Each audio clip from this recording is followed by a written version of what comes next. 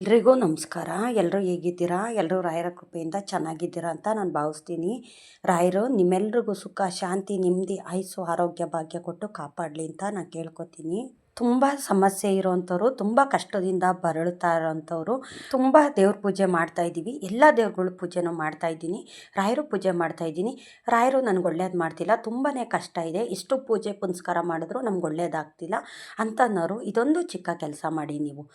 ಏನಪ್ಪ ಅಂತಂದರೆ 3 ಗಂಟೆಯಿಂದ 5 ಗಂಟೆ ಒಳಗಡೆ ನಾವು ಎದ್ದು ಏನೋ ಒಂದು ಪೂಜೆ ಪುನಸ್ಕಾರ ಮಾಡ್ತೀವಿ. ಅದಕ್ಕೆ ರಾಯರಾಗಲಿ, ಮುಕ್ಕೋಟಿ ದೇವತೆಗಳಾಗಲಿ ನಮಗೆ ಆಶೀರ್ವಾದ ಮಾಡೋವಂಥದ್ದು.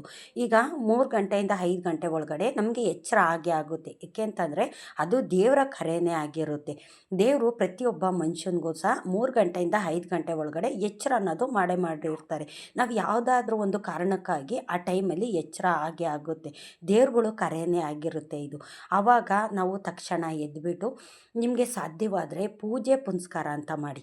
ಈಗ ಮನೆ ಕ್ಲೀನಿಂಗು ಮಾಡೋದಾಗಿರ್ಬೋದು, ಗುಡಿಸೋದು, ಒರೆಸೋದು, ಸ್ನಾನ ಮಾಡೋದು, ಪೂಜೆ ಮಾಡೋದು, ಈ ಥರ ಒಂದು ಮಾಡೋದ್ರಿಂದ ತುಂಬ ಒಳ್ಳೆಯದಾಗುತ್ತೆ. ಯಾವ ರೀತಿ ಮಾಡೋದು ಅಂತಂದರೆ, ನೀವು 3 ಗಂಟೆ ಒಳಗಡೆ ಏನಾದರೂ ಎಚ್ಚರ ಆಯಿತು ಅಂತಂದರೆ ಆ ತಕ್ಷಣ ಎದ್ದುಬಿಡಿ. ಎಚ್ಚರ ಆಗಿಲ್ಲ ಅಂದರೂ ಸಹ ಅಲಾರಾಮ್ ಇಟ್ಕೊಂಡು ನೀವು ಎಚ್ಚರ ಆಗೋ ಥರ ನೀವು ಅಲಾರಾಮ್ ಇಟ್ಕೊಳ್ಳಿ. ಎದ್ದು ಆ ಟೈಮಲ್ಲಿ ನೀವು ಗುಡಿಸೋದು, ಒರೆಸೋದು, ಸ್ನಾನ ಮಾಡೋದು, ಬಾಗಿಲಿಗೆ ನೀರು ಹಾಕೋದು, ಈ ಥರ ಎಲ್ಲ ಮಾಡಿಬಿಟ್ಟು ದೇವ್ರ ಪೂಜೆ ಅನ್ನೋದನ್ನು ಮಾಡಿ. ನೀವು ದೇವ್ರ ಪೂಜೆ ಮಾಡಬೇಕಾದ್ರೆ ನೀವು ಮೊದಲದಾಗಿ ಹಾಲು ಕಾಯೋದಕ್ಕಿಡಿ. ಸ್ವಲ್ಪ ಹಾಲನ್ನ ಕಾಯೋದಕ್ಕಿಟ್ಬಿಟ್ಟು ಹಾಲನ್ನ ಉಕ್ಕಿಸಿ. ನೀವು ಉಕ್ಕಬೇಕದು, ಕೆಳಗಡೆ ಉಕ್ಕಿ ಹರಿಯುತ್ತಲ್ಲ, ಆವಾಗ ಆ ಹಾಲಿಗೆ ಸ್ವಲ್ಪ ಸಕ್ಕರೆ ಹಾಕ್ಬಿಟ್ಟು ಆ ಹಾಲನ್ನೇ ನೈವೇದ್ಯಕ್ಕೆ ಅಂತ ದೇವ್ರಿಗೆ ಇಡಿ. ಮೊದಲದಾಗಿ ನಾನು ಹೇಳ್ತೀನಿ, ಒಲೆ ಹಚ್ಚಿದ ಮೇಲೆ ನಾವು ಅನ್ನ ಆಗಲಿ, ಸಾಂಬಾರಾಗಲಿ, ತಿಂಡಿ ಆಗಲಿ ಏನು ಅಷ್ಟೇ ಮಾಡೋದಕ್ಕೆ ಹೋಗಬಾರ್ದು. ಹಾಲು ಕಾಯೋಕ್ಕಿಡಿ. ಹಾಲು ಉಕ್ಕಬೇಕು. ಮನೆಯಲ್ಲಿ ಎಷ್ಟು ಹಾಲು ಉಕ್ಕುತ್ತೋ ಅಷ್ಟು ಮನೆಗೆ ತುಂಬ ಒಳ್ಳೆಯದಾಗುತ್ತೆ. ತಾಯಿ ಲಕ್ಷ್ಮೀದೇವಿ ಇರ್ತಾಳೆ.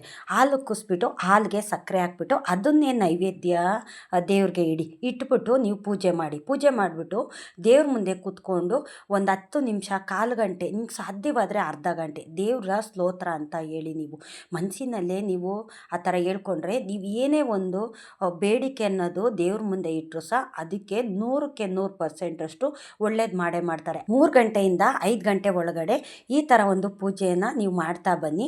ನಿಮ್ಮ ಮನೆಯಲ್ಲಿ ಒಂದು ಕಷ್ಟ ಅಂತ ಇರುತ್ತೆ ಅಂತ ನೀವು ಹೇಳ್ತಿರಲ್ಲ, ಆ ಕಷ್ಟ ಎಲ್ಲ ಮಂಜಿನ ಥರ ಹರಿದೋಗ್ತಿರುತ್ತೆ. ನಿಮ್ಮ ಕಷ್ಟ ಎಲ್ಲ ನಿಮ್ಮ ಕಣ್ಣಿಗೆ ಕಾಣಿಸೋದಿಲ್ಲ, ನಿಮ್ಗೆ ನೆನಪು ಮಾತ್ರ ಇರುತ್ತೆ. ಆ ರೀತಿ ದೇವರುಗಳು ಅನುಗ್ರಹ ಮಾಡ್ತಾರೆ.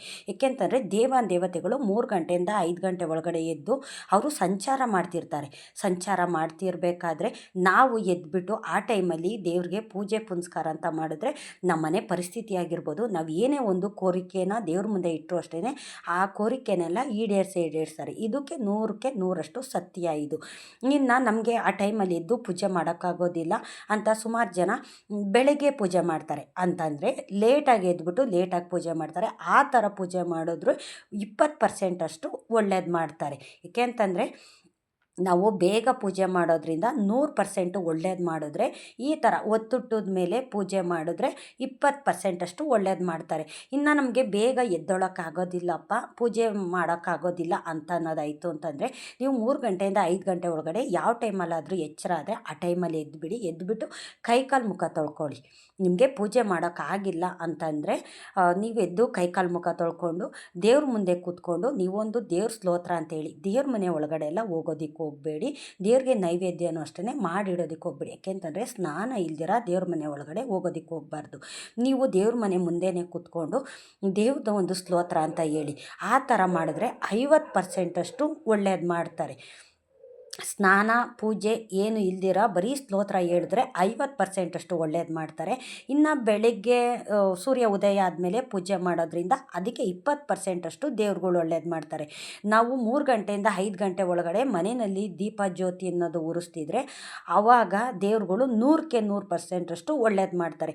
ಈ ಥರ ಪ್ರತಿಯೊಬ್ಬರು ಪಾಲಿಸಿದ್ರೆ ಯಾವುದೇ ಕಷ್ಟ ಆಗಲಿ, ಕಾರ್ಪಣ್ಯ ಆಗಲಿ, ಆರೋಗ್ಯ ಸಮಸ್ಯೆ ಇದ್ರೂ ಅಷ್ಟೇ, ದುಡ್ಡಿನ ಸಮಸ್ಯೆಯಲ್ಲಿ ನಿಮ್ಮಲ್ಲಿ ಏನೇ ಒಂದು ಸಮಸ್ಯೆ ಇದ್ರೂ ಆದ್ರೂ ಅಷ್ಟೇ ಆ ಸಮಸ್ಯೆ ಎಲ್ಲ ಮಂಜಿನ ಥರ ಕರಗೋಗುತ್ತೆ. ರಾಯರು ಅನುಗ್ರಹ ಮಾಡ್ತಾರೆ. ರಾಯರು ಅಂತಲ್ಲ, ಮುಕ್ಕೋಟಿ ದೇವತೆಗಳು ಅನುಗ್ರಹ ಮಾಡೋವಂಥದ್ದು. ಏಕೆಂತಂದರೆ ಆ ಟೈಮಲ್ಲಿ ದೇವತೆಗಳು ಸಂಚಾರ ಮಾಡ್ತಿರ್ತಾರೆ. ಬ್ರಾಹ್ಮಿ ಮುಹೂರ್ತ ಅಂತ ಏನು ಕೇಳ್ತಾರೆ ಅಂತಂದರೆ ಇದಕ್ಕೋಸ್ಕರನೇ. ದೇವ್ರುಗಳು ಸಂಚಾರ ಮಾಡೋಂಥ ಟೈಮಲ್ಲಿ ನಾವೆದ್ದು ಪೂಜೆ ಪುನಸ್ಕಾರ ಮಾಡಿದ್ರೆ ಅಂಥವ್ರ ಮನೆಗೆ ದೇವತೆಗಳು ಬಂದು ನಮಗೆ ಅನುಗ್ರಹ ಮಾಡೋವಂಥದ್ದು. ಈ ಥರ ನಿಮಗೆ ತುಂಬ ಕಷ್ಟ ಇದೆ ಅಂತಂದಾಗ 3 ಗಂಟೆಯಿಂದ 5 ಗಂಟೆ ಒಳಗಡೆ ಎಚ್ಚರ ಆಗೇ ಆಗುತ್ತೆ. ಅದು ದೇವರು ಕರೆನೇ ಆಗಿರುತ್ತೆ. ದೇವರು ಎಚ್ಚರ ಮಾಡ್ತಾರೆ ಆ ಟೈಮಲ್ಲಿ. ಏನಕ್ಕಾದರೂ ಒಂದು ಕಾರಣಕ್ಕೋಸ್ಕರ, ಇಲ್ಲ ಟಾಯ್ಲೆಟ್ಗೆ ಹೋಗೋದಕ್ಕೋ, ಇಲ್ಲಾಂದರೆ ಯಾರೋ ಕೂಗೋ ಥರ, ಇಲ್ಲ ನಿಮಗೆ ಎಚ್ಚರ ಆಗುತ್ತೆ. ಆ ಎಚ್ಚರ ನಿಮಗಾಗಿ ಆಗೋದಿಲ್ಲ, ದೇವರು ಕರೆನೇ ಆಗಿರುತ್ತೆ. ಆ ಟೈಮಲ್ಲಿ ಎದ್ದು ಈ ಥರ ಒಂದು ಪೂಜೆ ಪುನಸ್ಕಾರ ಅಂತ ಮಾಡಿದ್ರೆ ತುಂಬಾ ಒಳ್ಳೆಯದಾಗುತ್ತೆ. ಏಕೆಂತಂದರೆ ಬ್ರಾಹ್ಮಿ ಮುಹೂರ್ತದಲ್ಲಿ ಪೂಜೆ ಮಾಡಿದ್ರೆ ಆ ಮನೆಗೆ ಯಾವುದೇ ಒಂದು ಸಮಸ್ಯೆ ಆಗಲಿ, ಕಷ್ಟ ಆಗಲಿ, ನಷ್ಟ ಆಗಲಿ ಬರೋದಿಲ್ಲ.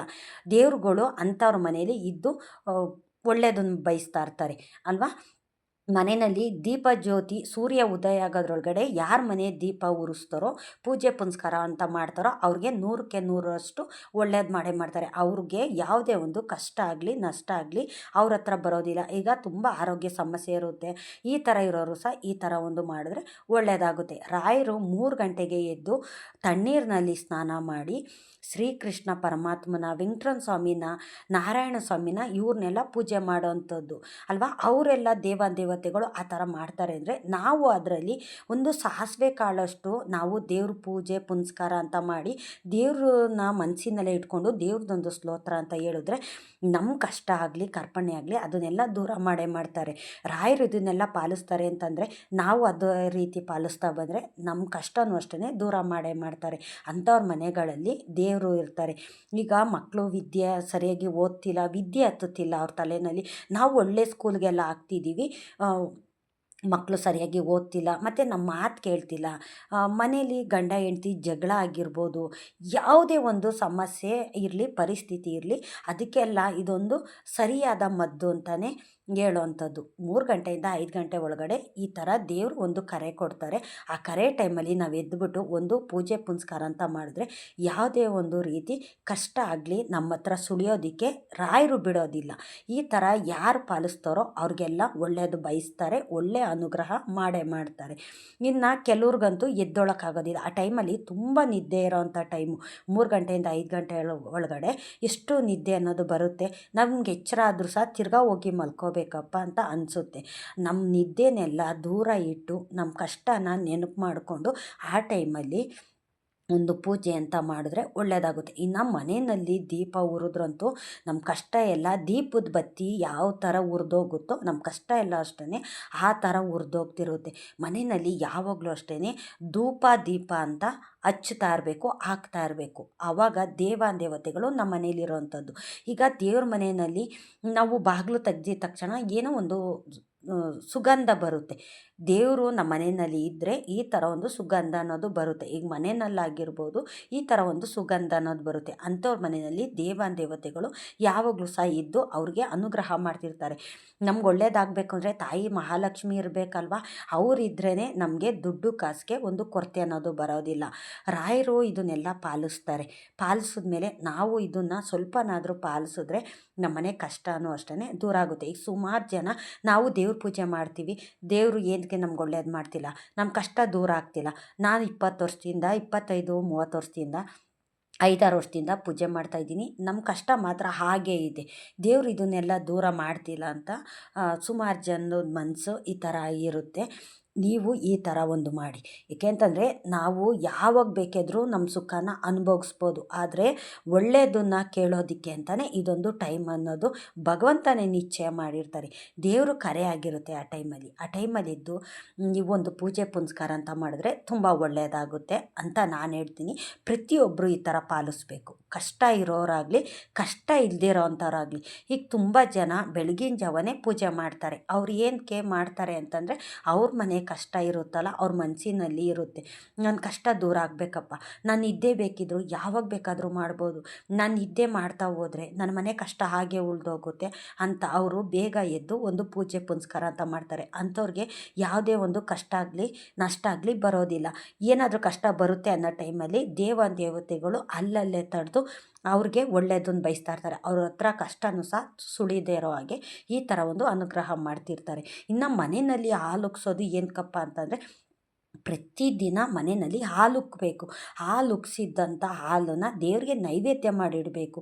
ತಾಯಿ ಮಹಾಲಕ್ಷ್ಮಿನೇ ಹೇಳ್ತಾಳೆ, ಯಾವ ಮನೆಯಲ್ಲಿ ಹಾಲು ಉಕ್ಕುತ್ತೋ, ಯಾವ ಮನೆಯಲ್ಲಿ ಧೂಪ ದೀಪ ಅನ್ನೋದು ಬೆಳಗ್ತಿರ್ತಾರೋ ಅಂಥವ್ರ ಮನೆಯಲ್ಲಿ ನಾನು ಸದಾಕಾಲ ಇರ್ತೀನಿ ಅಂತ. ಈಗ ತಾಯಿ ಲಕ್ಷ್ಮಿ ಇದ್ದರೆ ಅಲ್ವಾ ನಮಗೆ ಯಾವುದೊಂದಕ್ಕೂ ಅಷ್ಟೇ ನಮ್ಮ ಕಷ್ಟ ಎಲ್ಲ ದೂರ ಆಗೋದು. ದುಡ್ಡಿರಬೇಕು, ಏನಕ್ಕೆ ಒಂದಕ್ಕೂ ದುಡ್ಡಿರಬೇಕು, ಒಳ್ಳೆ ಮನಸ್ಸಿರಬೇಕು. ಎಲ್ಲ ಇದ್ದುಬಿಟ್ರೆ ನಮಗೆ ಮನಸ್ಸಿಗೆ ನೆಮ್ಮದಿ ಸಿಕ್ಕೋದಿಲ್ಲ. ನಮಗೆ ಒಂದು ಮನಸ್ಸಿಗೆ ಸಮಾಧಾನ ಕೊಡೋದು ಏನಪ್ಪ ಅಂತಂದರೆ, ದೇವ್ರ ಪೂಜೆ ಮಾಡಿದಾಗ ನಮಗೆ ಸಮಾಧಾನ ಬರೋವಂಥದ್ದು. ನೀವೀಗ ಏನೋ ಒಂದು ಕೆಲಸ ಮಾಡ್ತಿರ್ತೀರ, ಈಗ 10 ರೂಪಾಯಿಗೆ ನೀವು ಕೆಲಸ ಮಾಡ್ತಿದ್ರೆ ಅಲ್ಲಿ 100 ರೂಪಾಯಿಯಷ್ಟು ನಿಮಗೆ ಒಳ್ಳೇದು ಮಾಡ್ತಾರೆ. ನಿಮ್ಮ ಮನಸ್ಸಿನಲ್ಲಿ ನಿಮ್ಮ ಮನೇಲಿದ್ದು ದೇವ್ರುಗಳು ಇದನ್ನೆಲ್ಲ ಪಾಲಿಸ್ತಿರ್ತಾರೆ. ನಿಮ್ಗೆ ತುಂಬ ಕಷ್ಟ ಇದೆ ಅಂತ ಅಂದಾಗ ಈ ಥರ 3 ಗಂಟೆಯಿಂದ 5 ಗಂಟೆ ಒಳಗಡೆ ಎಚ್ಚರ ಆದಾಗ ನೀವು ಎದ್ಬಿಟ್ಟು ಒಂದು ಪೂಜೆ ಅಂತ ಮಾಡಿ. ಈಗ ಕೆಲವರು ಲೇಟಾಗೂ ಸಹ ಎದ್ದೇಳ್ತಾರೆ, ಅವ್ರಿಗೆ ಎದ್ದೇಳೋಕ್ಕಾಗೋದಿಲ್ಲ, ಒಂದು ಆರೋಗ್ಯ ಸಮಸ್ಯೆ ಇರುತ್ತೆ. ಏನೇ ಒಂದು ಸಮಸ್ಯೆ ಇದ್ದರೂ ಅಷ್ಟೇ ಒಂದು 4 ಗಂಟೆಗಾದರೂ ಎದ್ದೇಳೋ ಥರ ರೂಢಿ ಮಾಡ್ಕೊಳ್ಳಿ. 3 ಗಂಟೆಗೆ ಬೇಡ, 4 ಗಂಟೆಗೆ ಎದ್ದರೂ ಸಹ ಕೆಲ್ಸಕ್ಕೆ ಹೋಗೋರ್ಗಾಗಿರ್ಬೋದು ಒಂದು ಸಹಾಯ ಅನ್ನೋದಾಗುತ್ತೆ. ಇಲ್ಲ ಮನೇಲಿರೋರ್ಗೂ ಅಷ್ಟೇ ಒಂದು ಸಹಾಯ ಅನ್ನೋದಾಗುತ್ತೆ. ಏಕೆಂತಂದರೆ ಬೇಗ ಪೂಜೆ ಮಾಡಿದ್ರೆ ಮನಸ್ಸಿಗೇನೋ ಒಂಥರ ಸಮಾಧಾನ ಸಿಕ್ಕುತ್ತೆ. ನೀವು 1 ದಿವಸ 2 ದಿವಸ ಬೇಗ ಎದ್ದು 6 ಗಂಟೆ ಒಳಗಡೆ 5:45 6 ಗಂಟೆ ಒಳಗಡೆ ಪೂಜೆ ಅನ್ನೋದನ್ನು ಮಾಡಿ. ನಿಮ್ಮ ಮನಸ್ಸಿಗೆ ಎಷ್ಟು ಸಮಾಧಾನ ಸಿಕ್ಕುತ್ತೆ ಮತ್ತು ನೀವು ಏನು ಅನ್ಕೋತೀರೋ ಅದನ್ನು ಈಡೇರಿಸ್ತಾರೆ. ನೀವು ಲೇಟಾಗಿ ಎದ್ದು ಲೇಟಾಗಿ ಪೂಜೆ ಮಾಡಿ ಆವಾಗ ನಿಮಗೆ ಗಡಿಬಿಡಿ ಅನಿಸುತ್ತೆ, ಮನಸ್ಸಿಗೆ ಸಮಾಧಾನ ಇರೋದಿಲ್ಲ. ಆ ಕೆಲಸ ಈ ಕೆಲಸ ಅಲ್ಲಲ್ಲೇ ಬಿಟ್ಟು ನಾವು ಪೂಜೆ ಮಾಡಬೇಕಾದ್ರೂ ಅಷ್ಟೇ ಗಡಿಬಿಡಿ ಅನ್ನೋದಿರುತ್ತೆ. ನಮ್ಗೆ ನಾನು ಆ ಕಡೆ ಈ ಕಡೆ ಹೋಗ್ತಾ ಇರುತ್ತೆ. ನಾನು ಕೆಲ್ಸಕ್ಕೆ ಹೋಗಬೇಕು, ಆ ಕೆಲಸ ಅಲ್ಲೇ ಇದೆ, ಈ ಕೆಲಸ ಇಲ್ಲೇ ಇದೆ ಅಂತ. ನೀವು ಕೆಲ್ಸಕ್ಕೆ ಹೋಗೋದಾಗಿಲ್ಲ ಅಂತ ಮನೇಲಿ ಇದ್ದರೂ ಪರವಾಗಿಲ್ಲ, ಮಕ್ಳಿಗೆ ನಾಷ್ಟ ಮಾಡಬೇಕಪ್ಪ, ಯಜಮಾನರು ಕೆಲ್ಸಕ್ಕೆ ಹೋಗ್ತಾರೆ ಅವ್ರಿಗೆ ನಾಷ್ಟ ಮಾಡಬೇಕು, ಎಲ್ಲ ಕೆಲಸನೂ ಅಲ್ಲಲ್ಲೇ ಇದೆ ಅಂತ ಒಂಥರ ಗಡಿಬಿಡಿನಲ್ಲಿ ನೀವು ಪೂಜೆ ಮಾಡ್ತೀರಾ. ನೀವು ಆ ರೀತಿ ಪೂಜೆ ಮಾಡಿದ್ರೆ ಒಂದು ಫಲ ಅನ್ನೋದು ಸಹ ಸಿಕ್ಕೋದಿಲ್ಲ. ನೀವು ಬೇಗ ಪೂಜೆ ಮಾಡೋದ್ರಿಂದ ಇದೆಲ್ಲ ಒಂದು ಅನುಗ್ರಹ ಅನ್ನೋದು ಸಿಕ್ಕುತ್ತೆ. ಏಕೆಂತಂದರೆ ಬೇಗ ಎದ್ದರೆ ನಾವು 6 ಗಂಟೆ ಒಳಗಡೆ ಪೂಜೆ ಪುನಸ್ಕಾರ ಅನ್ನೋದೆಲ್ಲ ಮುಗಿಸ್ಕೊಂಡ್ಬಿಟ್ರೆ ಲೇಟಾಗಿ ನೀವು ನಾಷ್ಟ ಆಗಲಿ, ಮಕ್ಳಿಗೆ ರೆಡಿ ಮಾಡೋದಾಗಲಿ, ಸ್ಕೂಲಿಗೆ ಕರ್ಕೊಂಡೋಗಿ ಬಿಡೋದಾಗಲಿ, ಯಜಮಾನರು ಕೆಲ್ಸಕ್ಕೆ ಹೋಗ್ತಿರ್ತಾರೆ ಅವ್ರಿಗೆ ರೆಡಿ ಮಾಡಿ ಕಳಿಸೋದಾಗಿರ್ಬೋದು, ಈ ಥರ ಎಲ್ಲ ಇರುತ್ತೆ. ಆವಾಗ ನಿಮಗೆ ಮನಸ್ಸಿಗೆ ಸಮಾಧಾನ ಸಿಕ್ಕುತ್ತೆ. ಇದೆಲ್ಲದಕ್ಕಿಂತ ಹೆಚ್ಚಾಗಿ ನಿಮಗೆ ಮನೆಗೆ ತುಂಬ ಒಳ್ಳೆಯದಾಗುತ್ತೆ, ನಿಮಗೆ ತುಂಬಾ ಒಳ್ಳೆಯದಾಗುತ್ತೆ. ನಾನು ಹೇಳಿದ್ನಲ್ಲ, ನೀವು 10 ರೂಪಾಯಿ ಕೆಲಸ ಮಾಡೋದಕ್ಕೆ ಹೋದರೆ ಅಲ್ಲಿ 100 ರೂಪಾಯಿ ದೇವರು ಕೊಡ್ತಾರೆ.